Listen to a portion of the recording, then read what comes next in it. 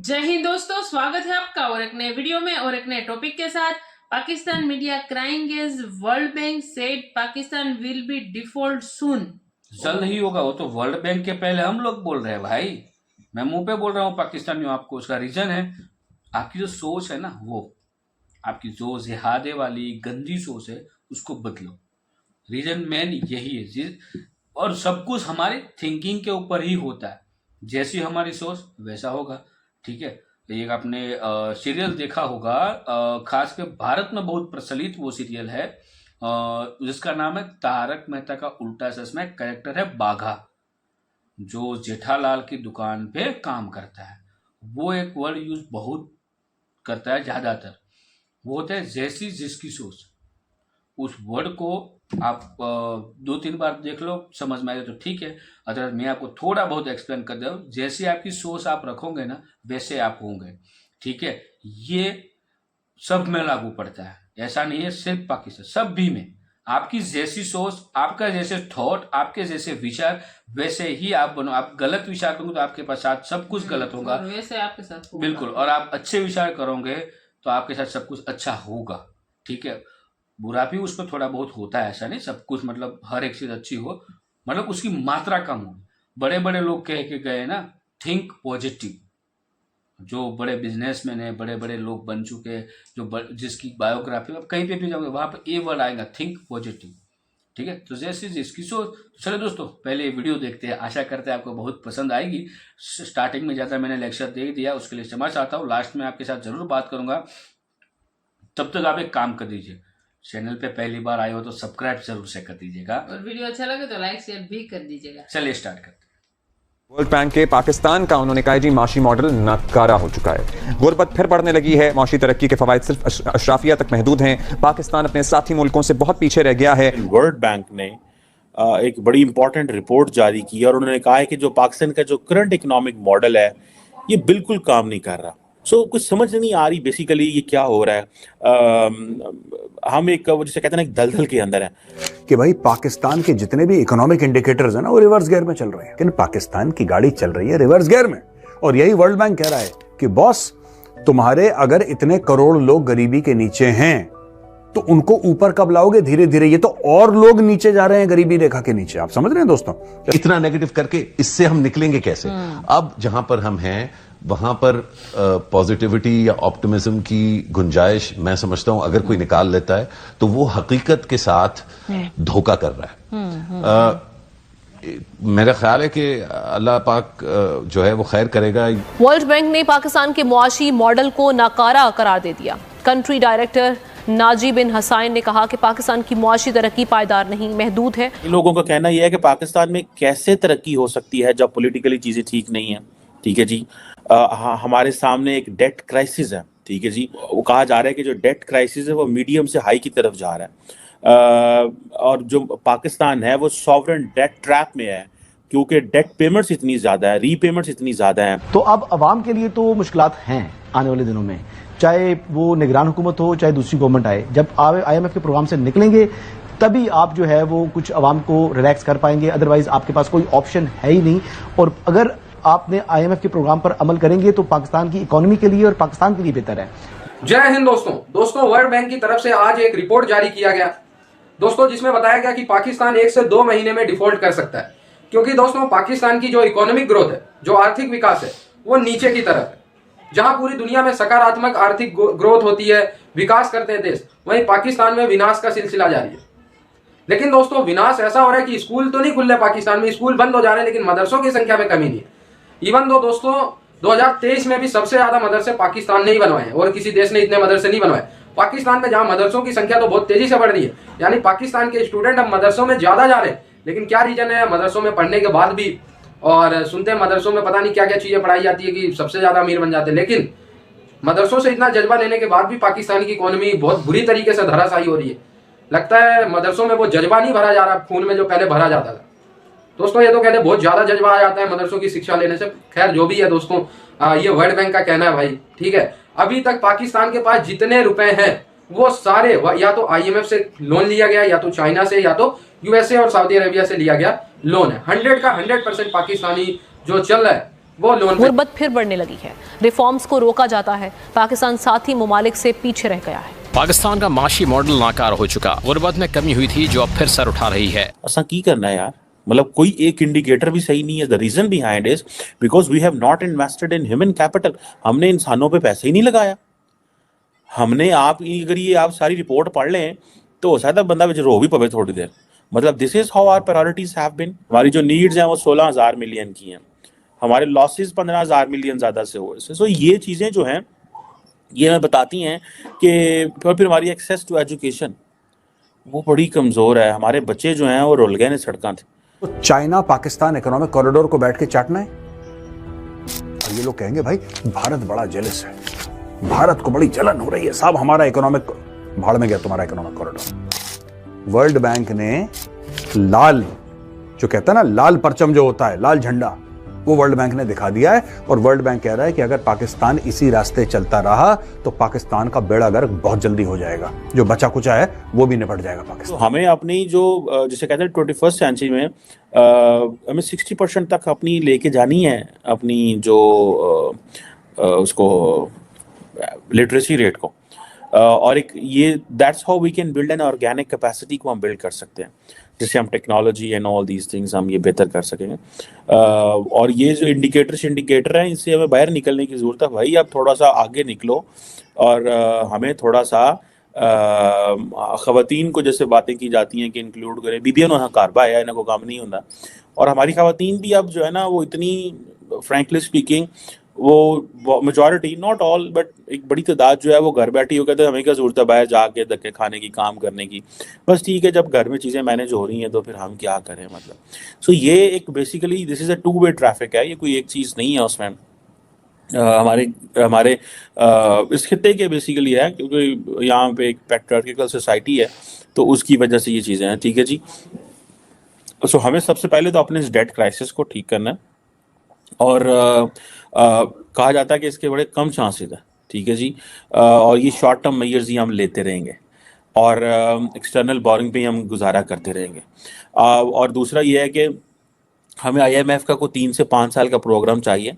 अब जैसे हमारी नई हुकूमत आएगी एक नया 3 से 5 साल का प्रोग्राम आएगा। और हमने ये सिस्टमिक जो फॉल्ट्स हैं अगर ये ठीक नहीं किए तो we will not be in a position कि हम चीज़ों को बेहतर कर सकें।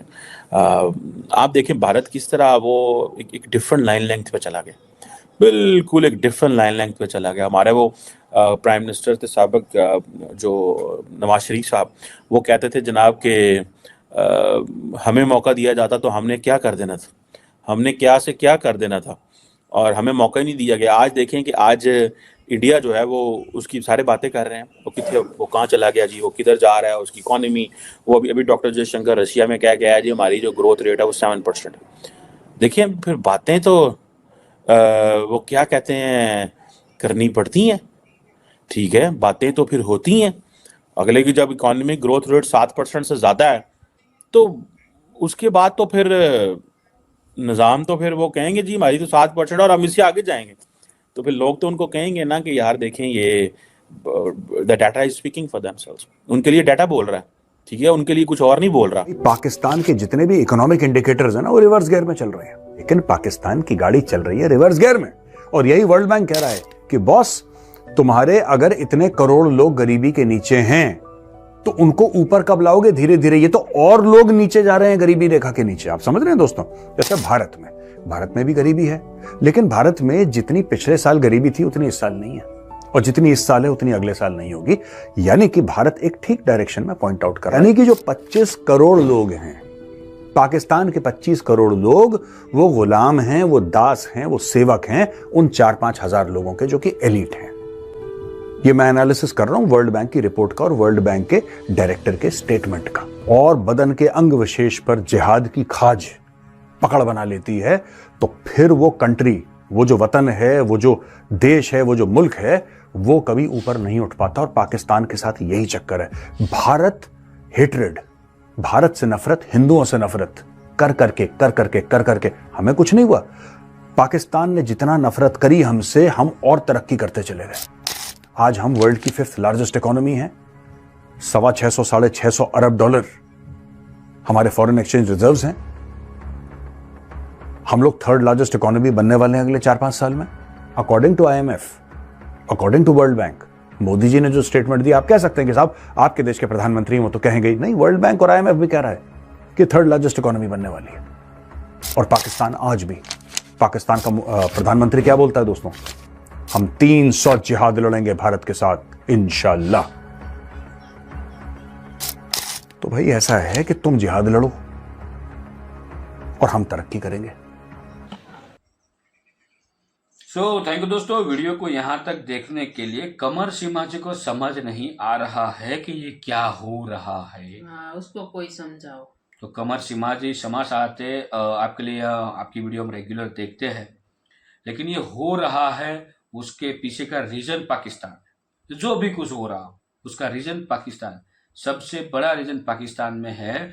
वो है कि पाकिस्तान ने कभी भी एजुकेशन पे इतना इम्पोर्टेंस दिया ही नहीं है कि भाई कि हमारे बच्चे साइंस पढ़े, हमारे बच्चे टेक्नोलॉजी के बारे में पढ़े, हमारे बच्चे इकोनॉमी के बारे में पढ़े।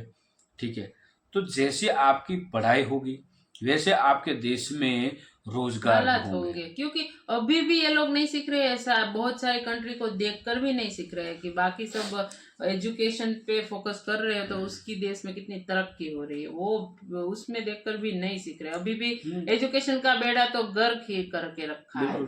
और सबसे बड़ा कमर सीमा जी, आप एग्जाम्पल पाकिस्तानियों को दो कि भारत में एक प्रकार का टैक्स है जिसका नाम है GST, goods and service tax. ठीक है, भारत में आप कोई भी प्रोडक्ट लोगे तो उसमें सिर्फ और सिर्फ GST लगेगा।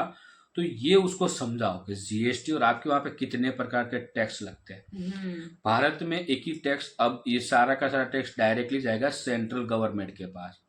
ठीक है, तो आपका देश जो है वो अभी भी ये 21 वाली जो सदी है ना, उस दौर पे आया ही नहीं है।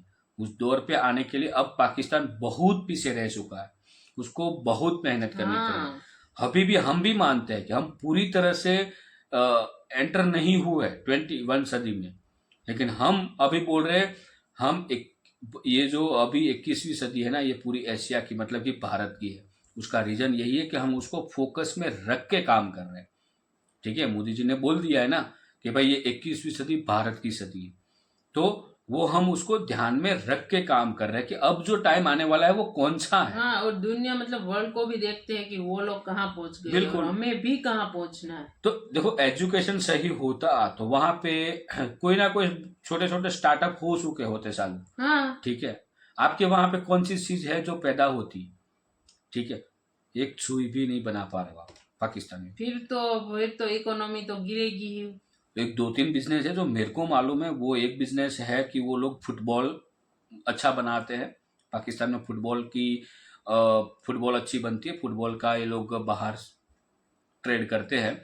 दूसरा है वहाँ पे लेदर अच्छा मिलता है। पाकिस्तान का लेदर मतलब प्रख्यात लेदर है और उसका यूज़ बहुत सारी कंट्री कर रही है, तो उस पर थोड़ा फोकस कर लिया करो। और भी बहुत सारे बिजनेस है पाकिस्तान कर सकता है, लेकिन आपका सबसे बड़ा प्रॉब्लम है कि आप टैलेंट जो है उसको बाहर लाते ही नहीं, उसको दबा के रखना। या कोई हिंदू में से टैलेंट आ गया तो पहले बोल दो भाई धर्म परिवर्तन कर, फिर आगे कुछ होगा, बाकी तो नहीं होगा। हाँ, फिर कोई क्या बोलते हैं औरत हो गई या लड़की कोई भी फीमेल होंगे, ठीक है, उसमें कुछ टैलेंट बाहर आएगी तो उसके लिए आप फतवा जाहिर कर देते हो।